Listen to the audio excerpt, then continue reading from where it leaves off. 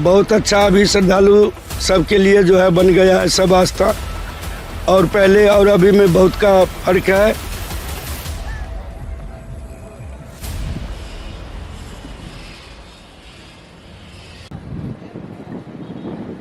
दो 2023 में फिर अर्ध कुंभ और फिर 2029 में महाकुंभ आने जा रहा है। इस प्रकार से यह 3 जगहों के माने मिथिला, मगध और अंग के मिलन की एक विशिष्ट स्थलीय है सिमरिया धाम। गंगा तट पर स्थित सिमरिया धाम मिथिला, अंग और मगध तीनों सांस्कृतिक क्षेत्रों का मिलन बिंदु है।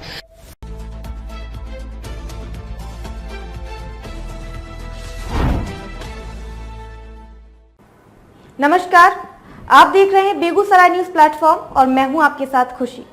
आइए रुक करते हैं आज की बड़ी खबर की ओर। बिहार का सिमरिया धाम आज न सिर्फ एक धार्मिक स्थल के रूप में प्रसिद्ध है, बल्कि यह अब आस्था और विकास का प्रतीक बनता जा रहा है। गंगा तट पर स्थित यह स्थल मिथिला, अंग और मगध तीनों सांस्कृतिक क्षेत्रों का मिलन बिंदु है। यही कारण है कि इसकी ऐतिहासिक और आध्यात्मिक महत्ता वैदिक काल से ही स्थापित मानी जाती है। राज्य सरकार ने सिमरिया धाम के सर्वांगीण विकास के लिए अब तक 136.47 करोड़ की योजनाएं घोषित की हैं। 24 फरवरी 2024 को मुख्यमंत्री नीतीश कुमार ने 115 करोड़ की योजनाओं का लोकार्पण किया, जिसमें सीढ़ी घाट, स्नान घाट, धर्मशाला, पार्क, गंगा आरती स्थल, शौचालय, वॉच टावर जैसे प्रमुख सुविधाएं शामिल थे, जो लगभग पूर्ण कर ली गई हैं। वहीं हाल ही में प्रगति यात्रा के दौरान मुख्यमंत्री ने फेज 2 के तहत 21.50 करोड़ की योजनाओं की घोषणा की, जिसमें मिथिला हाट, हाई मास्टर लाइट्स, तोरण द्वार और दुकानों के विकास की योजना है। सिमरिया धाम के प्रमुख पुजारी चिनात्म जी महाराज बताते हैं कि यह स्थल केवल तीर्थ नहीं, बल्कि मिथिला, अंग और मगध की संस्कृति का संगम है। वैदिक काल से ही यहाँ कल्पवास की परंपरा रही है, जो आज भी जीवंत है। 2011 में अर्ध कुंभ का उद्घाटन मुख्यमंत्री नीतीश कुमार ने किया। 2017 में महाकुंभ का आयोजन भी उन्हीं के द्वारा उद्घाटित किया गया। 2023 में एक बार फिर अर्ध कुंभ का भव्य आयोजन हुआ। अब 2029 में अगला महाकुंभ प्रस्तावित है। सिमरिया स्वनाम धन्य है। सिमरिया का मतलब होता है सीमा, जोड़, अड़िया। भारत में बिहार प्रांत की स्थिति में आप देखेंगे, ठीक गंगा मैया के उत्तर और हिमालय के दक्षिण यह मिथिला क्षेत्र, और ठीक गंगा से दक्षिण इधर मगध क्षेत्र हो जाता है। एक सीमा तैयार किया। राजा कर्ण के समय में अंग, उनका भी राज था। इस प्रकार से यह 3 जगहों के माने मिथिला, मगध और अंग के मिलन की एक विशिष्ट स्थलीय है सिमरिया धाम। दूसरी बात,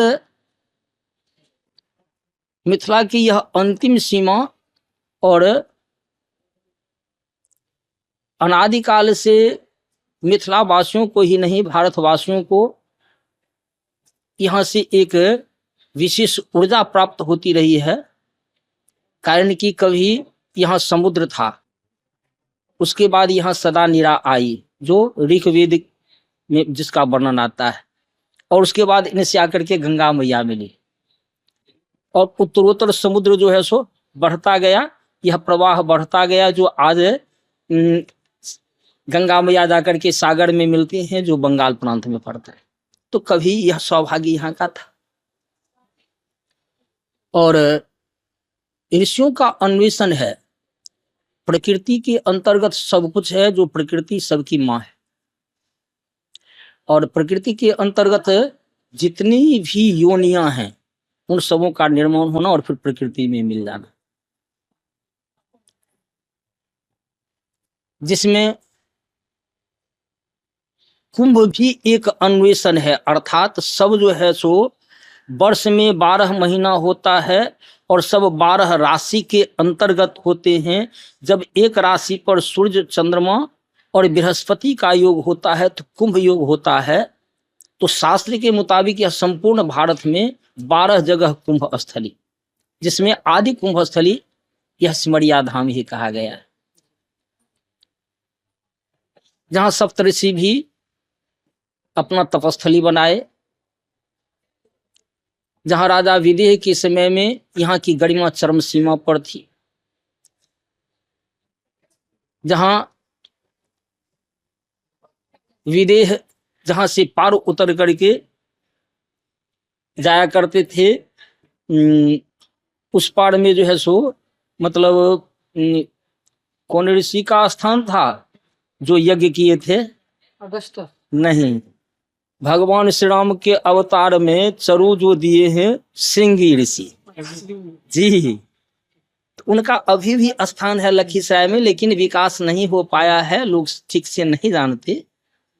श्रृंगी ऋषि के आश्रम में राजा विदेह भी जाया करते थे और भगवान श्री राम भी उन्हीं के चरु से भगवान का अवतरण हुआ था, इसलिए भगवान श्री राम भी वहां पार उतर करके गए। और जब आद्या शक्ति जगत जननी सीता मैया की विदाई होने लगी तो चारों बहन एक रथ पर राजा जनक के साथ और ये चारों भाई राजा दशरथ जी के साथ इसी घाट से पार उतरे हैं। तो इसकी महत्ता वैदिक युग से वर्तमान तक अपने आप में विशिष्ट है। कभी यहां तुला राशि में अभी भी कल्पवास की प्रथा चली आ रही है। तुला राशि मतलब पुनीत कार्तिक के महीना में, कार्तिक के महीना में ही सतयुग का प्राकट्य हुआ, कार्तिक के महीना में ही धन तेरस के दिन धन्वंतरी महाराज अमृत का घड़ा लेकर के प्रकट हुए, अर्थात यह समुद्र मंथन का जो संपूर्ण प्रारूप है। तो समुद्र मंथन से 14 रत्न निकले और उस 14 रत्न का आप प्रतीक खोजेंगे तो सिमरिया में आपको सारा प्रतीक मालूम पड़ेगा।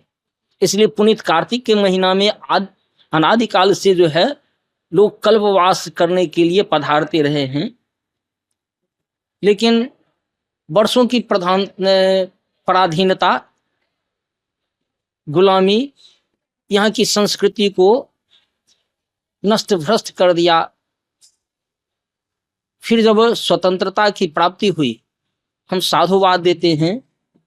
पुजारी चिनात्म जी महाराज मुख्यमंत्री नीतीश कुमार के विषय में कहा कि जहां सुशासन होता है वहां सर्वांगीण विकास भी होता है। सिमरिया धाम का ये पुनर्जागरण बिहार के सांस्कृतिक आत्मविश्वास की वापसी है और ये सब मुख्यमंत्री नीतीश कुमार की सोच और संकल्प का परिणाम है।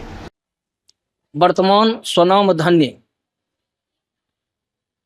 इस बिहार प्रांत के माननीय मुख्यमंत्री जी, जिनके कर कमलों से 2011 में यहाँ का अर्ध कुंभ पुनर्जागृत हुआ, 2017 में फिर महाकुंभ, 2023 में फिर अर्ध कुंभ और फिर 2029 में महाकुंभ आने जा रहा है। जहां के सुशासक ऐसे श्रेष्ठ होते हैं वहां सर्वांगीण विकास होता है। यह बिहार जो है सो आज अतीत के गौरव को प्राप्त की, इसमें अहम भूमिका वर्तमान मुख्यमंत्री जी का। स्थानीय दुकानदार राम कुमार झा बताते हैं कि पहले श्रद्धालुओं को बहुत कठिनाई होती थी, अब घाट और होटल बन जाने से भीड़ बढ़ी है, लोग खुश होकर जाते हैं और हम स्थानीय लोगों की आमदनी भी बढ़ी है। क्या नाम है आपका? राम कुमार झा। राम कुमार जी, ये बताइए, वर्तमान समय में सिमरिया धाम का विकास किया जा रहा है, इसमें आपकी क्या प्रतिक्रिया? बहुत अच्छा, अभी श्रद्धालु सबके लिए जो है बन गया है सब आस्था, और पहले और अभी में बहुत का फर्क है। सब श्रद्धालु यहाँ आकर के जो है बहुत खुशी से अब जाते हैं। पहले सिर्फ बालू बालू था, अब बहुत अच्छा रहने का सुविधा हो गया, खाने पीने का सुविधा हो गया, सारे चीज का अर्थव्यवस्था बहुत अच्छा है। रोजगार के नए साधन भी अब हो गए, जैसे सीढ़ी बन गए यहाँ पे, पहले घाट नहीं बना हुआ था तो दिक्कत होता होगा। बहुत दिक्कत था, और अब बहुत अच्छा है। और भी कुछ अपील करना चाहिएगा सरकार से? क्या अपील करना चाहिएगा? अब जैसे कि शौचालय रहते हुए भी जो है शौचालय का सही जो है निर्माण नहीं है, संचालक नहीं है, तो सबसे पहले तो अर्थव्यवस्था जो है शौचालय के विषय में सोचा जाए, पानी केंद्र के विषय में सोचा जाए, इसके लिए जो है पीड़ित है।